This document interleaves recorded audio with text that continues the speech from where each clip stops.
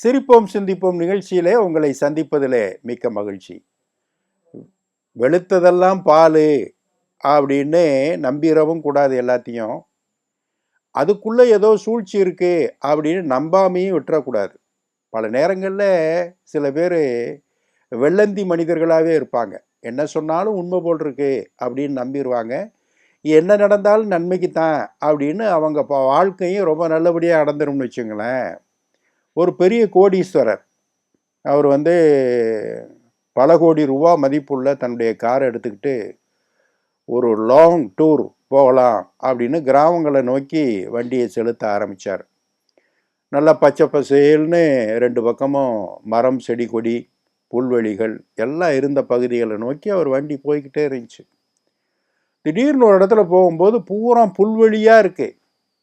அதில் ஒரு மனுஷன் புல்வெளி ஓரத்தில் உட்காந்து நல்லா வளர்ந்துருக்கிற புல்லுகளை அவன் பாட்டுக்கு கரிச்சுன்னு கடிச்சு தின்னுக்கிட்டே இருக்கான். புல்லை தின்னுக்கிட்டே இருக்கான். இவர் ஓரமாக காரை நிப்பாட்டி பார்த்தா 10 நிமிஷத்தில் ஒரு 10 அடி தூரத்துக்கு புல்லை பூரா கடிச்சு தின்னு விட்டான். ரொம்ப ஆச்சரியமாக இருந்துச்சு. அங்கே காரில் உட்காந்துக்கிட்டே அவனை கூப்பிட்டார். யார் நீன்னு? நான் இந்த ஊர் தாங்க அப்படின்னு. இல்லை நீ என்ன ஆடா மாடா புல்லை போய் தின்னுக்கிட்டு இருக்க, போய் வேற ஏதாவது சோறு குழம்பு வச்சு சாப்பிட தெரியாதா உனக்கு அப்படின்னு கேட்டார். ஐயா, எனக்கு பெரிய வறுமையா, சாப்பாட்டுக்கெல்லாம் வழி இல்லையா, எதுவுமே கிடைக்கல, அதான் வந்தேன். இந்த புல்வெளி சாதாரணமாக புல் வளர்ந்து கிடக்குது, அதை சாப்பிட்டு பார்த்தேன், நல்லா இருந்துச்சு. டெய்லி காலையில் ஒரு 10 அடி 20 அடி சாப்பிட்டு போவேன், போய் தூங்கிடுவேன். இதுதான் எனக்கு சாப்பாடு, இது பழகி போச்சு எனக்கு அப்படின்னு அவன் சொன்னான். உடனே இவருக்கு சந்தோஷம் தாங்க முடியல. சரி, என் கூட வந்துடுறியா, எங்கள் வீட்டுக்கு வந்துடுறியா டவுனுக்கு, அங்கே நான் உனக்கு எல்லாம் செய்கிறேன் அப்படின்னு கேட்டார். இவன் அப்படியே மயங்கிட்டான். பாரியா, ஒரு மனுஷன் நம்மளை கூப்பிட்டு நமக்கு ஆதரவு தர்றேன் வேலை தர்றேன் அப்படின்னு கூப்பிட்றாருன்னா எவ்வளோ பெரிய விஷயம் அப்படின்னு அவன் மயங்கி அப்படியே அவர் காலை பிடிச்சி, ஐயா நான் மட்டும் இல்லையா, எனக்கு மனைவி இருக்காங்க, 2 குழந்தைகள் இருக்கியா வீட்டில் அப்படின்னு, எல்லாத்தையும் கூப்பிட்டுக்கையா, நான் காரை நிப்பாட்டியிருக்கேன், கூப்பிட்டுக்க, எல்லாத்தையும் கூப்பிட்டுக்கிட்டு மொத்தமாக கிளம்புவோம், என்ன எங்கள் வீட்டுக்கு கூப்பிட்டு போகிறேன், எங்கள் வீட்லேயே நீ தங்கிக்க அப்படின்னு வேற சொன்னார். ரொம்ப சந்தோஷமாக போய் வீட்டில் குடிசையில் இருந்தக்கூடிய மனைவி மக்கள் எல்லாத்தையும் கூப்பிட்டுட்டு காரில் ஏறினாங்க. ஐயா, அப்படி என்னையா வேலை கொடுக்க போகிறீங்க எனக்கு?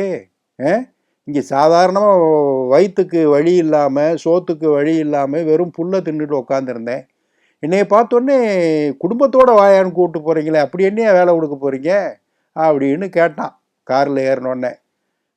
வேற என்ன வேலை, எங்கள் வீடு பெரிய பங்களா, பின்னாடி ஒரு பெரிய புல்வெளி போட்டிருக்கேன், அது மிஷின் வச்சு வெட்ட முடியல, புல் 6 அடி உயரத்துக்கு வளர்ந்துருக்கு, உன்னைய விட்டால் ஒரு 4 நாள் எல்லாத்தையும் சுத்தம் பண்ணிட மாட்டேன், கடித்து தின்னு, அதனால தான் கூப்பிட்டு போகிறேன். அது மட்டும் இல்லைப்பா, நீ நிரந்தரமாக அங்கேயே இருக்கலாம், புல் முளைக்க சாப்பிட்டுக்கிட்டே இருக்கலாம் நீ அங்கே, அதுக்காகத்தான் கூப்பிட்டு போகிறேன் நான் பாருங்க. என்னடா அது அங்கேயும் போய் வேலைன்னு, ஐயா இதுதானா வேறு சம்பளம் 3 வேளை சாப்பாடு போடுவோம்ப்பா, உனக்கு காசு கூட கொடுப்பேன் அப்படின்னு. ஏன் தான் புல்லை திங்கிறேனே, இப்போ 3 வேளை சாப்பாடு அதே தானா? அது மட்டும் இல்லை, சோறும் போடுவேன், அதை சாப்பிட்டு புண்ணாக்கு கஞ்சி இதெல்லாம் குளுதாடி பானையில் உனக்கு தண்ணி, அதெல்லாம் அப்படி நினைக்காத, உனக்கு தனியாக சாப்பாடு, தனியாக போக்குவரத்து, பணம், தங்குறது கடையெல்லாம் தரேன், இந்த புல்லை மட்டும் கரெக்டாக சுத்தம் பண்ணுறது நீ நல்லா வாயிலேயே கடிச்சு தின்னுக்கிட்டு இருக்க, அதனால தான் கூப்பிட்டு போனேன்னு சொன்னான் பாருங்க.